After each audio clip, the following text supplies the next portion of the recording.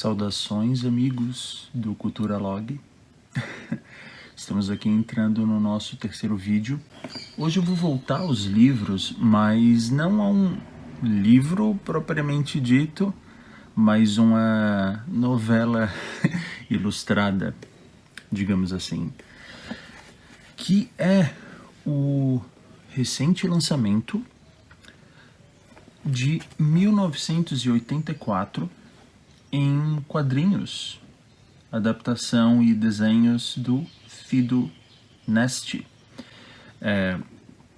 Eu tive a oportunidade de fazer uma pré-compra dessa história em quadrinhos, muito bacana, e ela veio cheio de mimos. Eu falei mal da capa no primeiro livro que eu avaliei aqui, mas esse aqui, gente, ele é maravilhoso, ó. Deixa eu até colocar aqui contra a luz para vocês verem o trabalho do verniz.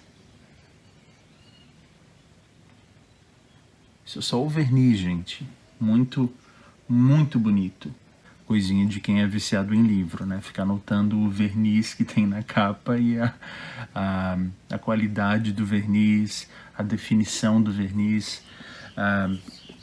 E além disso, ele veio com esse autógrafo. Isso aqui tudo é um autógrafo, gente, por incrível que pareça. Não foi só a data e o nome dele. Ele realmente autografou todos os exemplares dessa pré-venda com o desenho desse soldado aqui. Eu não sou um especialista em história em quadrinhos, e vocês vão ver aqui ao longo dos tempos nos meus vídeos que, exceto em algumas pouquíssimas coisas, o meu papo vai ser muito mais de um amador, no sentido de até quem ama, né? Um amador no bom sentido ou no mau sentido, depende de como você vê, ou nos dois. Ao invés de alguém que é realmente um especialista no assunto. A minha relação com os quadrinhos, ela não é necessariamente da infância, apesar de eu ler assim um pouquinho de Turma da Mônica. Isso é algo que vem principalmente da minha mãe. Ela sempre gostou mais da Turma da Mônica do que eu. E eu nunca gostei dos quadrinhos de herói, né? Marvel, DC, nunca me bateu. Se vocês quiserem assim conferir um canal que realmente é de alguém que entende muito de quadrinho, eu sugiro Quadrinhos na Sarjeta. É um canal de ele não chegou a ser meu professor, mas eu cheguei a ser monitor dele na universidade, o Alexandre, canal muito bom, e ele realmente entende, é o métier dele, ele está cercado de quadrinhos. Eu não. Eu tive que redescobrir os quadrinhos depois, porque os quadrinhos, para mim, eles estavam manchados com essa imagem do super-herói, que foi uma figura que nunca me agradou. Eu não consigo me relacionar com o super-herói. Ele não tem nada de mim, e não existe essa admiração também. A minha admiração vai mais para pessoas excelentes, mas que demonstram as suas fraquezas. E não é a fraqueza, sei lá, kryptonita. E você fazer essa projeção no super-herói faz com que a gente eleja alguns políticos, como os que atualmente estão em poder, que eles utilizam essa imagem do super-herói. E esse é inclusive o assunto de um vídeo desse canal, do Quadrinhos na Sarjeta, em que o Alan Moore, um quadrinista muito conhecido, ele até fez alguns Batmans, mas ele é mais conhecido por umas obras tipo do Inferno e tal, umas obras mais autorais. Ele fala muito mal dessa cultura do super-herói. Então, se lhe interessa esse assunto, sugiro ir lá nos quadrinhos da Sarjeta. Mas esse não é exatamente o assunto desse vídeo. Aqui, no 1984, a gente não tem um super-herói. Eu cheguei, sim, a ler o livro no qual essa obra se baseia. E é até uma história curiosa, porque eu li esse livro, acredito que para aula de português na 7ª ou 8ª série.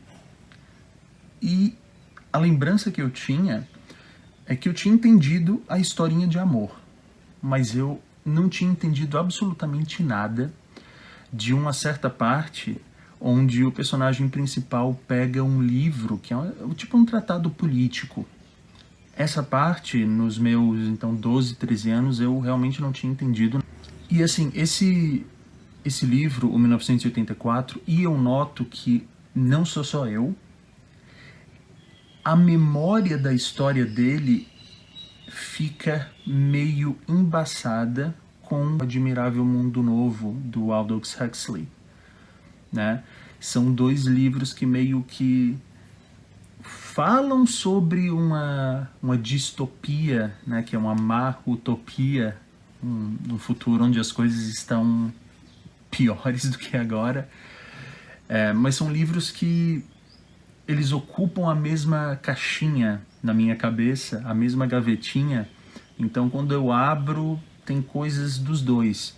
E eu me surpreendi com o quanto eu não me lembrava dessa história.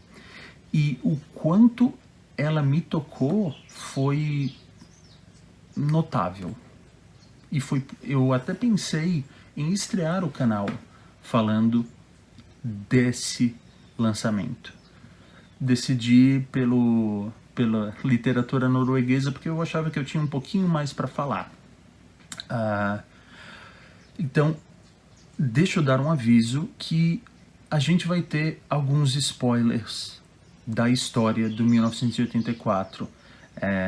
Eu não sei se é um livro que você planeja ler em breve, ou mesmo a história em quadrinhos. Eu não acredito que esses spoilers vão arruinar a história para você, mas se você for realmente sensível a spoilers como eu sou, talvez salve esse vídeo para depois, ok? Porque eu vou precisar falar desses acontecimentos para expor a minha relação de amador e a minha relação emocional com essa história. Mas antes da gente chegar lá, deixa eu mostrar alguns mimos que vieram junto com essa edição especial da pré-venda, que já está esgotada, inclusive. Ele veio com um cartãozinho postal, que obviamente jamais será utilizado, né? Ele veio com um imãzinho de geladeira, que eu não pretendo abrir. E olha só o prestígio de vocês, gente. Eu não abri isso aqui até agora, que são alguns cards com os personagens da história. Eu vou abrir para vocês. Olha o prestígio, gente. Eu vou diminuir o valor de revenda desse negócio por vocês. Não que eu estivesse pretendendo revender, né? Mas vamos ver aqui quais são os personagens que estão nesses cards. Pô, qualidade maravilhosa, inclusive, dos cards. Nós temos o Big Brother, que é o grande irmão.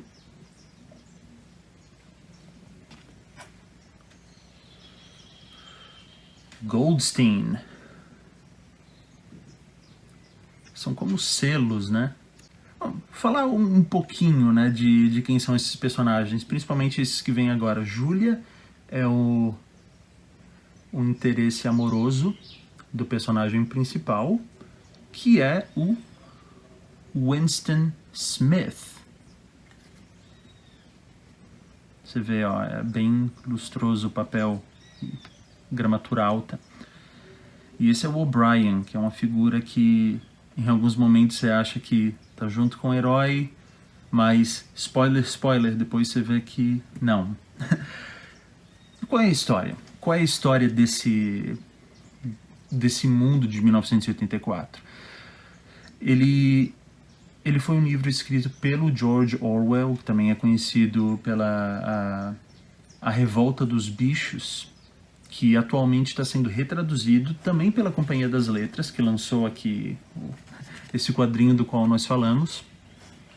Foi retraduzido com o título original, mais direto, de A Fazenda dos Animais. E eu não tenho nem A Fazenda dos Animais e nem essa edição nova do 1984 da Companhia das Letras, que é uma edição super gourmet. Assim como o que eu falei do Lovecraft no vídeo 2, está acontecendo com o George Orwell. As obras dele estão entrando em domínio público. Então, várias editoras vão começar a relançar 1984, A Revolução dos Bichos, também conhecido como A Fazenda dos Animais. Esses relançamentos vão estar acontecendo. Mas, bom, eu sempre confio na Companhia das Letras, tanto na tradução quanto no acabamento dos livros. Tá muito bonito. Se lhe interessa, aí vai a dica. Eu não sei, inclusive, se eles vão lançar um kit. Seria interessante, né? Com esse quadrinho, o 1984 e o Fazenda dos Animais juntos num kit. Seria uma boa pedida. Mas qual é a história? Esse aqui é o Orwell de 1948 olhando assim para um futuro possível em 1984, no qual Winston Smith, personagem principal, aqui, ele trabalha em uma das alas do governo. A gente vive sob o comando da SOSING, que é o socialismo inglês. E no que se dá esse comando? É uma ditadura absoluta, é um regime absolutamente autoritário, no qual, por exemplo, você tem teletelas, eu acho que é assim que eles chamam, em todas as casas. Então essas teletelas, elas não só mandam imagens para sua residência, como elas também estão observando você. Que é o caso das nossas TVs e dos nossos aparelhos hoje em dia. Eles não só, assim, você não só está me vendo aí no YouTube, como o YouTube está vendo você também, está vendo quanto tempo que você está passando no meu vídeo, quais outros vídeos que você vê. A minha TV, por exemplo, quando eu fui ligar a TV, eu tive que dar um ok para eles me ouvirem. Então ela está gravando o meu áudio. Isso é uma teletela. Não é um áudio que vai para o governo, suponho, mas é um áudio no qual vão talvez se basear anúncios que eu vou receber pelo software da TV. Então tem várias coisas em 1984 que são absolutamente assustadoras em como ele pôde prever o que a gente vive hoje. E o tal do grande irmão, o Big Brother, não é o programa de TV, gente. É essa figura que pode ou não existir. É uma figura sentida como o líder, o grande líder desse SOSING, dessa coisa toda. E isso é uma coisa que eu também vejo acontecendo, inclusive por aqui no YouTube. Existem algumas coisas que não podem ser faladas. Existe uma censura muito estrita. E o que planejam os líderes é que as pessoas não possam nem ter pensamentos que vão de encontro às ideias vigentes. Para que a pessoa não possa nem pensar em algo errado, isso começa pela mudança na língua, nas palavras que a gente fala. Então, nesse mundo de 1984, eles criam uma nova língua. Alguns substantivos, eles vão deixar de existir. Agora eu tô lembrando que no Admirável Mundo Novo, eu acredito que a palavra amor não existe. Não tenho certeza se a palavra amor existe em Nova Língua, mas a palavra ruim, por exemplo, não existe. Porque eles falam, por que ter antônimos se você pode simplesmente colocar um não bom, por exemplo, para representar ruim? Ou se é algo péssimo, é muito não bom. No que dá esse podar do pensamento, o podar da linguagem? É que você não pode mais dizer isso, não pode mais dizer aquilo, então, por modificar a sua linguagem, eles modificam a maneira que você pensa. E você acha que isso é estranho? Não é. A, a, a linguagem ela tem um impacto muito grande na maneira que a gente pensa. Tem alguns poucos exemplos que eu vou lembrar agora, mas só assim para mostrar o que acontece no nosso mundo.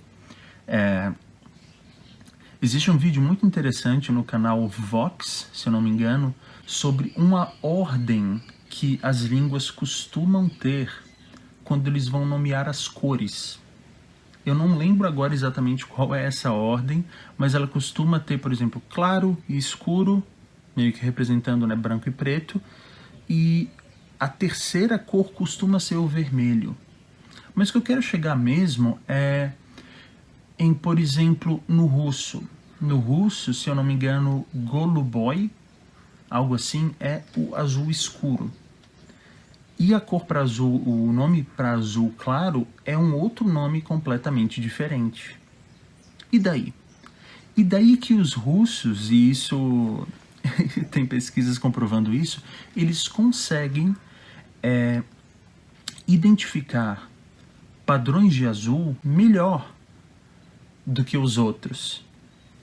Qual azul é mais claro, qual azul é mais escuro? Pela língua. Porque isso está aqui no português, a gente tem azul claro, azul escuro. Mas o claro e escuro é uma subdivisão do azul. Para os russos, não. São palavras completamente diferentes. São gavetas diferentes que eles abrem. Então, só por isso, eles têm uma maior possibilidade de identificar a cor. Outro exemplo, tem uma tribo que se utiliza de coordenadas para falar a localização de um objeto. Por exemplo, eles não falariam que esse violão está atrás de mim. Eles falariam que esse violão está noroeste de mim. Que a cadeira está sudeste, sul-sudeste de mim. E o que isso significa? Que, por essa característica da língua, eles sabem em qualquer momento onde está o norte, onde está o sul, onde está... porque eles precisam disso para a língua deles. Então eles têm uma noção muito específica do espaço geográfico. Outro exemplo, me corrijam se eu estiver errado, mas há línguas em que você não tem diferença entre, digamos, o presente e o futuro, ou o presente e o passado, línguas que não têm passado. Isso certamente que dá uma noção de tempo diferente, em comparação com uma língua como a nossa, né? Que tem presente, passado, futuro. Não tem como. A maneira que você fala e o seu vocabulário, ele muda a sua forma de mundo, a sua forma de ver o mundo.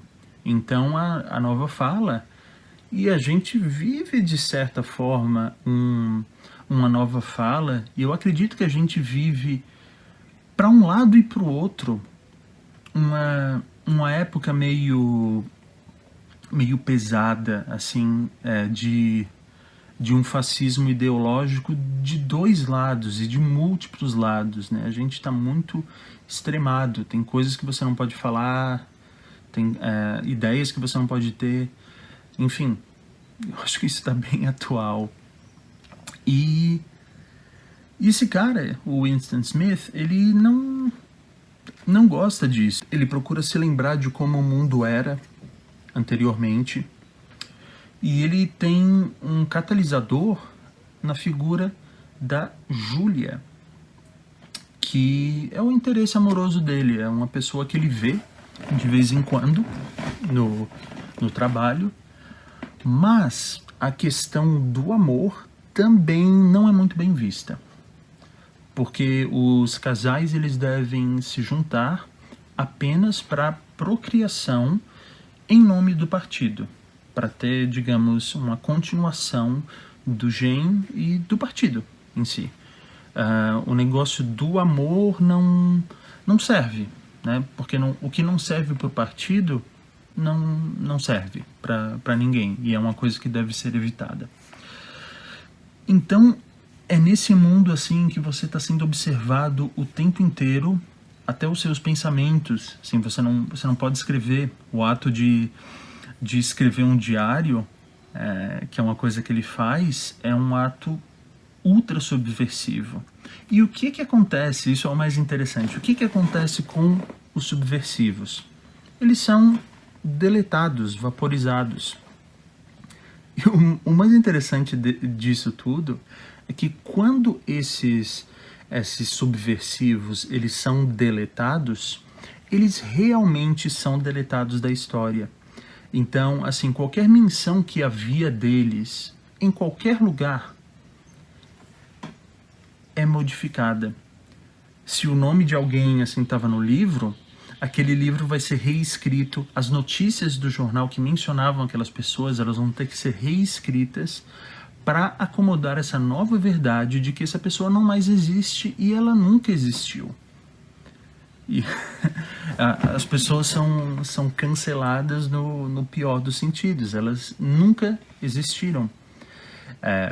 E como o partido tem controle de tudo, você vai começar a se questionar, tá? Eu lembrava dessa pessoa, mas né, eu não tenho mais nenhum respaldo que me diga que essa pessoa realmente existiu. Porque tudo é deletado. E com o tempo, as suas memórias também. Porque você vai... Se você é realmente um membro digno do partido, você vai se esquecer. Eles até falam assim, ó, se o partido disser que aqui eu tenho 5 dedos, é porque eu tenho. E se você disser que são 4, você é um subversivo. E você vai ser deletado, você vai ser torturado, até você ver os 5 dedos. É uma história extremamente agoniante, e eu não sei se o livro passa também, mas as imagens do Fidonest ajudam bastante a passar essa agonia, esse ambiente opressivo em que está tudo morto. Eles se conscientizam assim de que provavelmente um dia a gente vai ser pego por tudo que a gente está fazendo, pelos encontros que a gente tem tido, mas a gente nunca vai se trair. Essa é a nossa promessa. Promete que não vai me trair, promete que não vai trair o amor. Assim, você pode até dizer que estava falando comigo, até porque eles já sabem, né? Eles sabem o que a gente estava tramando, eles já ouviram a gente, mas você não vai trair esse sentimento. E isso passa a ser, digamos, o santo ao qual o Winston se apega, porque é a única coisa que ele tem. E conforme ele é torturado por essas forças do governo, assim, e me causou muito mal, porque eu sou uma pessoa que costuma evitar ver notícias assim de desgraças, porque afinal de contas eu não posso fazer nada. Você vai vendo todas essas notícias, se você não... ou você pira, ou você meio que desumaniza. Então eu prefiro manter essa ignorância. Mas aqui eu vi isso acontecendo, né? Eu tô lendo. Inclusive, esse é um quadrinho muito verborrágico. Assim, normalmente eu leio uma história em quadrinhos, assim, uma graphic novel, em um dia, bem tranquilo. Eu vou até mostrar um título para vocês depois, que é um calhamaço, mas que você lê em, sei lá, 2 horas, porque é praticamente só imagens. Esse não.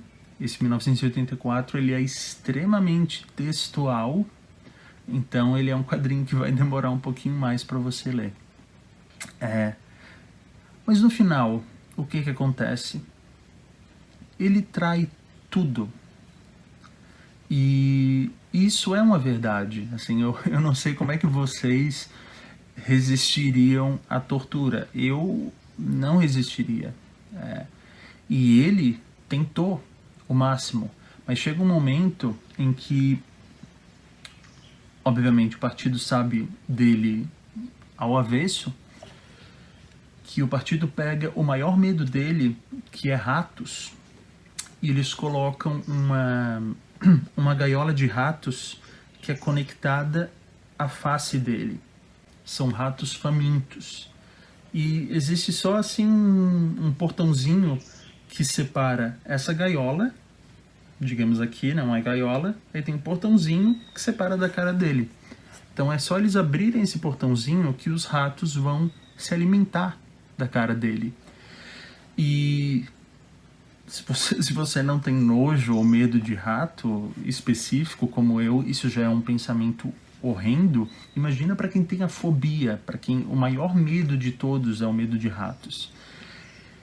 Ele entra em pânico e é nesse momento que ele trai a Júlia, porque ele pensa, enquanto ele estava até agora protegendo a imagem da Júlia, ele pensa: eu quero que qualquer pessoa, menos eu, esteja aqui. Eu quero que vocês coloquem essa gaiola de ratos na cara da Júlia, mas não na minha cara.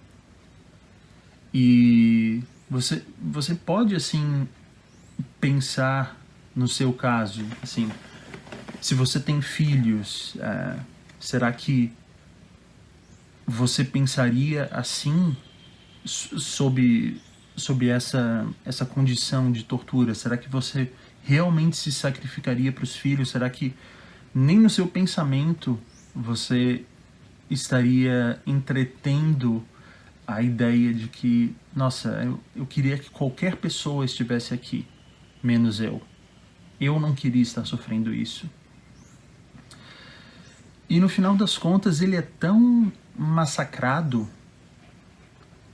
tudo que é ele deixa de existir.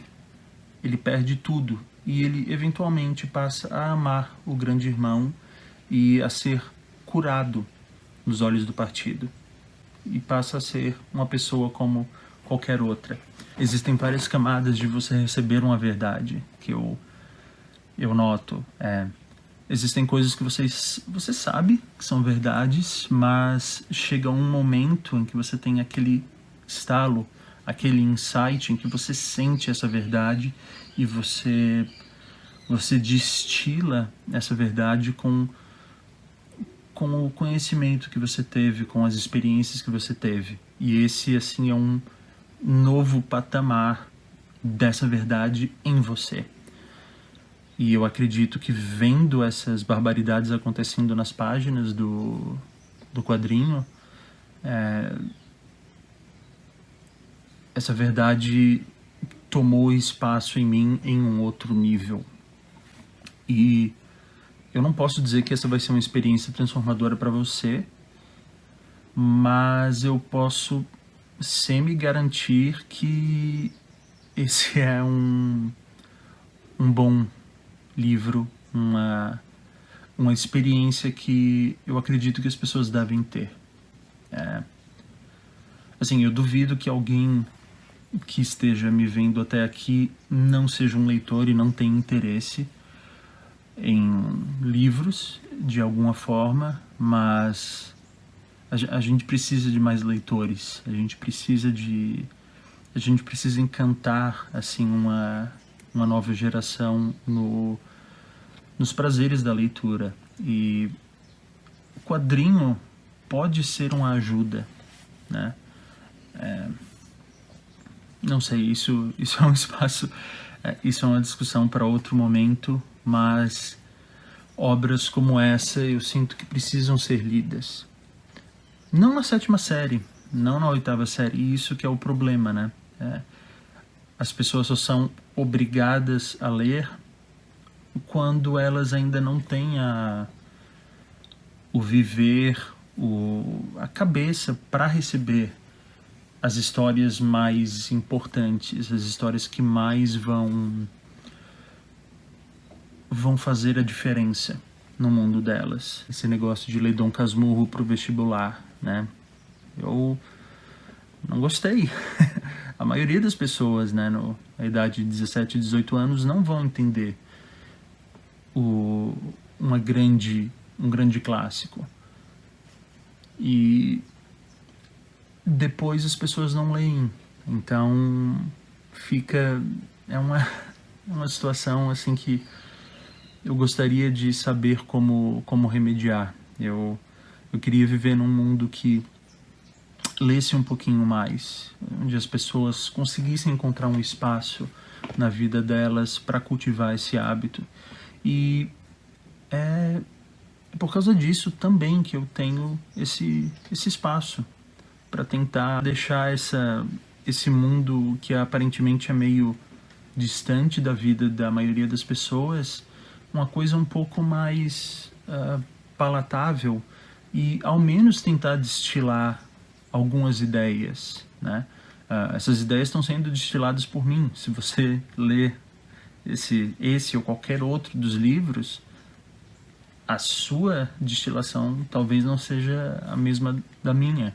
E é claro que aprender as coisas na pele vale muito mais do que ouvir de alguém. Então, sugiro a leitura, gente. E deixa eu sugerir mais alguns quadrinhos ocidentais, ok? Não vou entrar nos mangás orientais, isso é espaço para outro vídeo, mas deixa eu sugerir algumas obras que eu acredito que devem ser lidas por vocês. Se vocês encontrarem, vale muito a pena. Vou falar um pouquinho da história de cada um, ou vocês podem procurar a sinopse e ver se agrada. São bons presentes a dar para quem não lê tanto, né, por ter desenhos, por ter figuras, é um pouco mais amigável. Então, vamos para as dicas? Vamos. Eu vou começar com duas sugestões das antigas, e por isso mesmo bem mais conhecidas do que as outras, e três sugestões mais ou menos recentes, né? Vamos começar com acredito que o mais antigo desses, que é o Peanuts, Amendoim, Charlie Brown e turma. Eu gosto muito desses quadrinhos aqui, quadrinhos leves, bem-humorados e ocasionalmente bastante inteligentes, bastante espirituosos. Esses aqui são personagens assim que já entraram para a história, assim, meio que pro imaginário comum, pelo menos alguns deles, né? Outra personagem que está meio que no inconsciente coletivo é a Mafalda. Gosto muito, muito da Mafalda. Tem uma coisa assim bem, né, mais latina, mais espanhola, assim, uma coisa mais quente que a gente não tem, por exemplo, no Peanuts. E os outros eu não saberia colocar cronologicamente, eu não tenho certeza quando que cada um foi lançado, então eu vou colocar na ordem em que eles estão na minha mão. Primeiro é Um Bico Sem Fundo, do Dash Shaw. Bem grandinho, lançado aqui pelo Quadrinhos na Companhia, né? Companhia das Letras. A história desse aqui é que depois de 40 anos, dois pais, assim, né, o pai e a mãe, decidem se separar. E é como os filhos vão lidando com o divórcio e com assim, as próprias coisas do crescer, né? As próprias coisas do encontrar o seu lugar no mundo e quem você mesmo é. É engraçado que um dos personagens, o mais novo, o caçula, ele é retratado como um sapo. todo quadrinho ele tem uma coloração meio sépia, assim, é curioso. Bem divertido, assim, não segue uma coisa muito realista, né? Mas eu lembro de ter adorado. Faz muitos anos que eu li isso aqui, tanto é que eu tive que reler a sinopse, porque eu já não me lembrava sobre o que era, só me lembrava que, gostei muito, tá valendo a pena. E esse quadrinho do Umbigo Sem Fundo, por sinal, ele é parecido com um que eu reli recentemente e eu comprei porque a editora Todavia, ela relançou, que é o Funhouse, uma tragicomédia em família. Esse Funhouse, na verdade, eu comprei e você vê, coisas da memória, coisas da idade. Eu não me lembrava que eu tinha lido esse livro. E quando eu olhei, eu tinha dado 3 estrelas só. Alguns anos depois, relendo, agora em português, eu dei 4 estrelas. Ele cresceu em mim de certa forma. E por que esses dois são bem parecidos? Nesse aqui, o que acontece é um divórcio. No Funhouse, o que acontece é a morte do pai. E daí essa moça, ela vai contando como ela lidou com a morte do pai e com as coisas que ela encontrou do pai, né, segredos e tal, e como ela passa a se relacionar com o mundo e passa a ser a sua própria pessoa. Isso contado numa forma de quadrinho, essa sim é uma história que me interessa, né? Não, sei lá, o super-herói matando um super-vilão. Me interessam histórias assim. Ou então coisas engraçadas, né? Como a Mafalda e o Peanuts que eu citei. Esse aqui, Asterios Polyp, também lançados pela Quadrinhos na Companhia, o terceiro não vai ser, pelo David Mazzucchelli. Pelo que eu sei, ele fez alguns Batmans também. Esse cara aqui, ele é um arquiteto, um professor, na verdade, de arquitetura na universidade. E a história começa com a casa dele pegando fogo por causa de um raio que cai por lá. O que me marcou desse livro, e o que eu acho que é único nele, nessa história, é que os personagens, eles são desenhados de formas bem diferentes. Assim, não é que os personagens são diferentes, óbvio que eles são, mas o estilo de desenho de cada um é diferente. Deixa eu pegar aqui uma página, por exemplo, para falar, né, o que eu estou falando. Né? Por exemplo, são 3 estilos de desenho bem diferentes. E os próprios balões das falas dos personagens, né, eles também são diferentes. Então, assim, uma pessoa mais agressiva, pessoa que fala mais alto vai ter assim uma letra mais em negrito, assim, tal. E tem um determinado momento em que 2 personagens eles estão vivendo juntos e ao longo dos anos um dos personagens vai ficando com características do desenho do outro, que é algo que acontece, né? A gente convivendo com as pessoas, a gente vai pegando algumas coisas delas, principalmente quando a gente gosta da pessoa. Você pode notar, né, que a pessoa que vai pegando seus trejeitos provavelmente é porque gosta de você e está absorvendo. E o último deles é, digamos, o oposto do 1984, no sentido que a HQ do 1984 é super palavrosa, né? Você tem muita coisa para ler. E essa aqui, que eu vou mostrar para vocês, apesar de ser um livro gigantão, é uma leitura muito rápida porque ela é muito mais de imagens. Essa é a HQ Solitário, do Chabute, publicada pela Pipoca e Nanquim, que eu soube que é um canal no YouTube, não tinha certeza. A encadernação tá lindíssima, assim, maravilhoso, é meio acetinado, assim, é meio emborrachado aqui.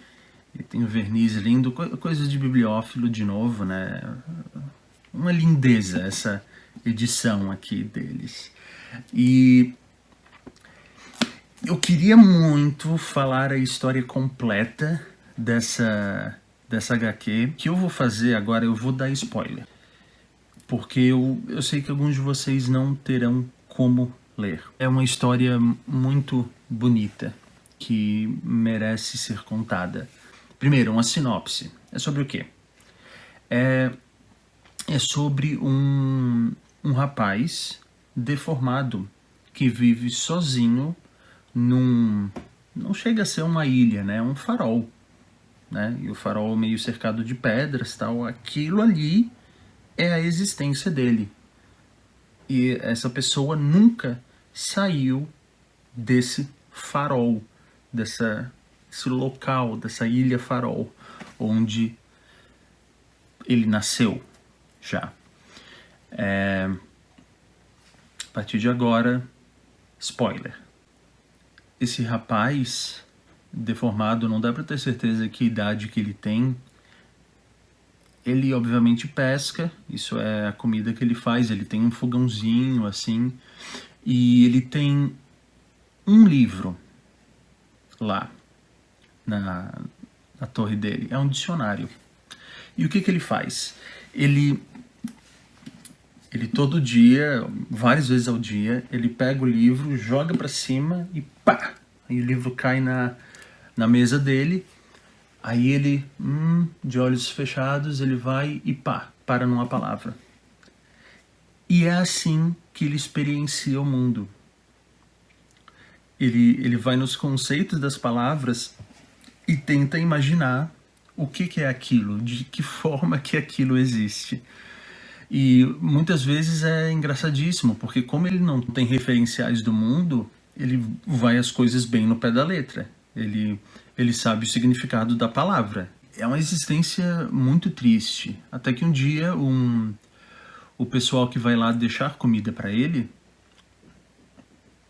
que foi um trato que foi feito com os falecidos pais desse rapaz, um dos caras deixa uma carta para ele e fala assim, tem algo mais que você precisa? É a primeira vez que alguém de fora fala com ele. Ele não responde inicialmente, mas um dia eles deixam uma revista lá. Uma revista assim de atualidades, tipo, sei lá, Veja ou Caras, acho que é mais para Caras. E ele fica fascinado, assim, nossa, existem outras pessoas, é assim que o mundo é ali fora. Então ele finalmente responde a carta. Ele fala, quero saber como é o mundo. Traga fotos do mundo, eu quero ver fotos. Então ele recebe mais várias outras revistas. E eu não vou contar o final, ok? Final do spoiler, não vou contar como essa história termina, mas é muito bonito. É uma história que vale a pena ser lida. O livro ele pode ser comprado na Amazon, eu acho que é o local que vende ele com preço mais bacana. E também você pode encontrá-lo no Kindle. Inclusive, tem gente que tem um certo preconceito com o Kindle. O meu tá ali na cama, nem vi. Todo mundo que comprou um Kindle provavelmente vai te dizer que mudou o hábito de leitura da pessoa. E de fato mudou. O quadrinho eu admito que é ainda mais gostoso de ler assim, em pessoa, até por causa do tamanho do Kindle, né? Uma telinha um pouco menor. Então quando eu compro um quadrinho pro Kindle, eu costumo ler no tablet, né? Que daí tem o app do Kindle, que daí é um pouco maior, tal. Por exemplo, o relatório de Broderick, eu acredito que é o nome, é uma história em quadrinhos maravilhosa, também desenhos primorosos, assim, é um mundo à parte, assim, e é um mundo que eu tive que ir cavando, assim, por conta própria, e de novo, né, eu quero mostrar um caminho a vocês, assim, alguns títulos, assim, algumas diquinhas que, conforme o tempo de vocês, conforme a disponibilidade de vocês e o interesse de vocês, vocês podem ir pesquisando, assim, dicas testadas e aprovadas por mim mesmo. Mas por hoje é só. De novo, agradeço muito quem viu até aqui e vocês sabem como funciona o YouTube. E a gente se vê logo mais em algum vídeo. Eu vou dar um spoiler, ok? Do vídeo seguinte. O vídeo seguinte vai ser uma lista com os meus favoritos de alguma coisa. Nada mais digo. Tchau, tchau, gente.